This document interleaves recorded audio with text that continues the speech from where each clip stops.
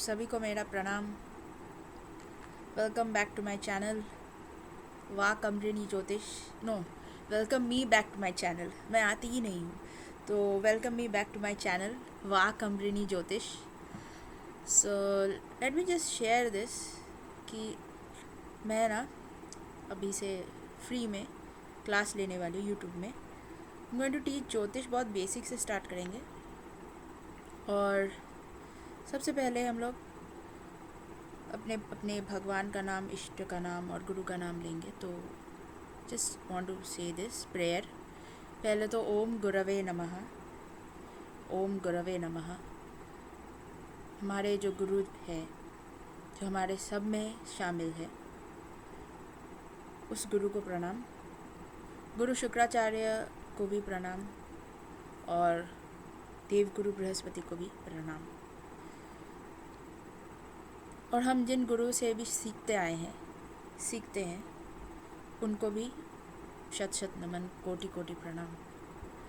सो गुरु के बिना ऐसे तो कोई भी नॉलेज अपने अंदर समाना संभव नहीं है।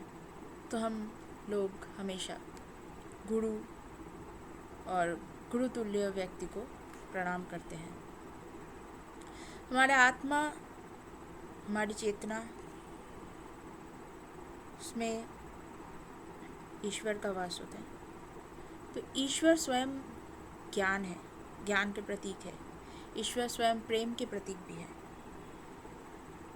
हम लोग ईश्वर से ज्ञान लेते हैं, प्रेम सीखते हैं, और प्रेम के अवतार में भी आते हैं। तो ज्ञान लेना और उनसे प्रेम भी सीखना उनकी ही क्रिएटिविटी है, जो हम लोग अपने लाइफ में, अपने जीवन में यूज़ करते हैं। तो वैसे ही ज्ञान उनसे मिलती है। फिर हम, ज्ञान किसी की अपनी प्रॉपर्टी नहीं है, प्रेम भी किसी की अपनी प्रॉपर्टी नहीं है। तो ज्ञान उनसे जब मिल जाती है, फिर हम लोग ज्ञान देने लगते हैं। तो उनसे जो हमारी इनकम होती है, जिस भी सब्जेक्ट में हम लोग इनकम करते तो हैं, तभी उस इनकम से फिर कुछ प्रतिशत हमें दान के रूप में देना भी पड़ता है। हमारे 3 ऋण होते हैं, और ये जो 3 ऋण हैं, इनमें से एक है जिसको कहते हैं देवताओं के प्रति हमारा ऋण है। तो देवता हमें बहुत कुछ देते हैं ना, अग्नि, वायु, जल, पृथ्वी, ये सब। हाँ, तो देवताओं के वजह से हमें अन्न मिलते हैं, और बाकी सारे जो मेटल्स हैं, खाना पीने की वस्तुएं, सब कुछ, एग्रीकल्चरल लैंड, फर्टिलिटी लैंड, भी सब मिलते हैं। जैसे सूर्य भगवान हैं, उनके वजह से जो हमारे लाइट की कमी नहीं होती, क्योंकि वो लाइट देते हैं, और उन्हीं की वजह से सृजन होती है। तो एग्रीकल्चरल कंट्री थी हमारी इंडिया, अभी भी है, तो उसमें भी उनका योगदान रहता है। दिन से रात, रात से दिन करने में भी उनका योगदान रहता है। चंद्रदेव है, उनका भी योगदान रहता है। ऐसे नवग्रह होते हैं, उपग्रह को मिला के जो नोड्स बोले जाते हैं वेस्टर्न एस्ट्रोलॉजी में। वैसे भी ये जो सारे देवताओं है ना, इनके प्रति हमारा ऋण रहता है। वो ऋण हम यज्ञ करते हैं, देवताओं की पूजा करते हैं, होमा करते हैं, भजन कीर्तन जाप और अनुष्ठान, विभिन्न अनुष्ठान से हम लोग उस ऋण को चुकाते हैं। दूसरा जो ऋण होता है ना, वो ऋण होता है पितृ के प्रति, पितृ ऋण, जो हमारे पूर्वज है। माता के साइड से हो, पिता के साइड से हो, लेकिन हमारे पूर्वज है। जो हमारे पूर्वज है, उनके प्रति हमारा जो ऋण है, वो हम चुकाते हैं तर्पण करके। जो पितृ अमावस्या होती है, पितृ पक्ष में अमावस्या के टाइम हम लोग चुकाते हैं उस चीज़ को। वैसे ही जो हमारा ऋण तीसरा है, वो है ऋषियों के प्रति ऋण होती है। तो ऋषियों के प्रति जो ऋण होती है ना, वो हम कैसे चुकाते हैं? वो हम दान करते हैं, और ज्ञान का दान करें, आभूषण का दान करें, जो खाद्य पदार्थ है उनका दान करते हैं।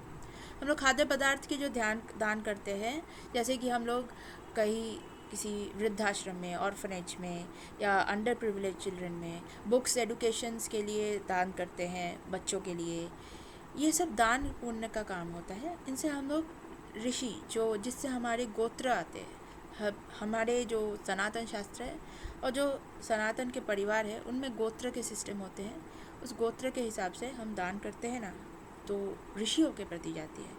वो ऋषि जैसे कि काश्यप ऋषि, शांडिल्य ऋषि, भृगु ऋषि, जिनका जो भी गोत्र है उस हिसाब से जाते हैं। बस ये है 3 ऋण।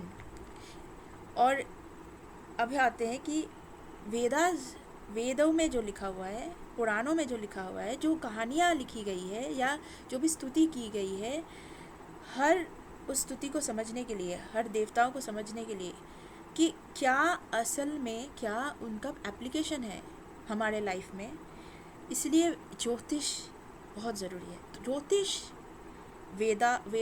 वेदों का ना अक्षु कहा जाता है। जो नेत्र है वेदों के, वो नेत्र है ज्योतिष हम लोग पढ़ते हैं, ज्योतिष हम लोग सीखते हैं। बहुत ही ब्यूटीफुल, बहुत ही अच्छा एक सब्जेक्ट है, जिसको सीख के हमें समझ में आता है कि वो कहानियाँ क्यों लिखी गई है, उस कहानी का एप्लीकेशन क्या है। हमारे 12 राशियाँ हैं।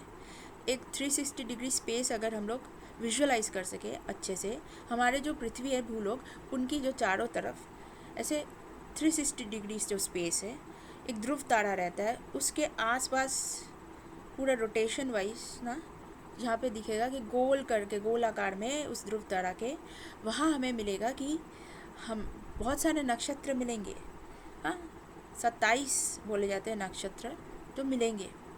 वो जो नक्षत्र हैं, वो नक्षत्र एक स्पेस में आते हैं, जिस स्पेस में राशियों को बैठाया जाता है। तो इस 360 डिग्री स्पेस को जब डिवाइड करते हैं ना 12 से, तो मिलता है कि 30-30 डिग्री की एक एक राशि, 12 राशियाँ। ये जो 12 राशियाँ है ना, इनका जो एक फाउंडेशन है, जो नींव है, वो जैसे कि हमारे इस देश में 12 ज्योतिर्लिंग हैं। तो 12 ज्योतिर्लिंग की 12 राशियाँ हैं। हर एक ज्योतिर्लिंग एक एक राशि से आती है, तो उसका थीम है। तो अब आते हैं कि हमारे शक्तिपीठ भी है। वैसे शक्ति के जो पिंड है, शक्ति की पीठ है, वैसे ही शक्ति की बात करेंगे। ज्योतिर्लिंग की बात हुई तो भगवान शिव की बात होगी, फिर शक्ति की बात होगी तो वो होगी नक्षत्र से। तो चंद्रमा जो 27 नक्षत्र से जुड़े हुए हैं, चंद्रमा जो कि शक्ति के स्वरूप से आ रही है, तो चंद्रमा सारे 27 नक्षत्र से जुड़े हुए हैं। चंद्रमा को एक राशि से दूसरे राशि जाने में 2.5 days लग जाते हैं। तो बहुत ही चंचल है, जल्दी जल्दी जाते हैं, तो उनका स्पीड ज़्यादा है ग्रहों में। और वो हर एक नक्षत्र को, हर एक राशि में जो नक्षत्र है उसको कवर करते हैं। एक राशि में 30 डिग्री, एक राशि में जो नक्षत्र आते हैं वो है 4 पद करके एक एक नक्षत्र में होते हैं। नक्षत्र भी डिवाइडेड है, मतलब नक्षत्र भी जो आते हैं 27 नक्षत्र, वो 27 नक्षत्र में भी उस नक्षत्र में, हर एक नक्षत्र में 4 पद होते हैं, 4 स्टेप्स। जैसे कि हमारे सनातन शास्त्र में कहा जाता है कि 4 पिलर्स है, धर्म अर्थ काम मोक्ष, वैसे ही नक्षत्र के भी 4 स्टेप्स है, धर्म अर्थ काम मोक्ष। ये जो धर्म अर्थ काम मोक्ष के जो 4 स्टेप्स है, ये नक्षत्र में है, उनको पद बोला जाता है। पद 1, पद 2, पद 3, पद 4, ऐसे हर एक राशि में इन नक्षत्र को बैठाया जाता है। तो देखेंगे कि उनमें 2.5 नक्षत्र आएंगे एक एक राशि में, ठीक है। तो पहला 4 पद एक नक्षत्र का, फिर दूसरा 4 पद दूसरे नक्षत्र का, फिर जो तीसरा नक्षत्र होगा उसका 3 पद, और जो चौथा पद है वो दूसरे राशि में चला जाएगा। ऐसे हमारी राशि और नक्षत्र का आपस में मेल मिलाप है। इसी पद से हम लोग नवांश में उतरते हैं। नक्षत्र के जो पद है उसको पकड़ के नवांश में उतरते हैं। जो नवांश क्या बताता है कि नवांश बताता है हमारा भाग्य क्या है, हम भाग्य किसको लेकर आए। नवम भाव है वो नवम भाव हमारा भाग्य है, नवम राशि हमारी भाग्य है।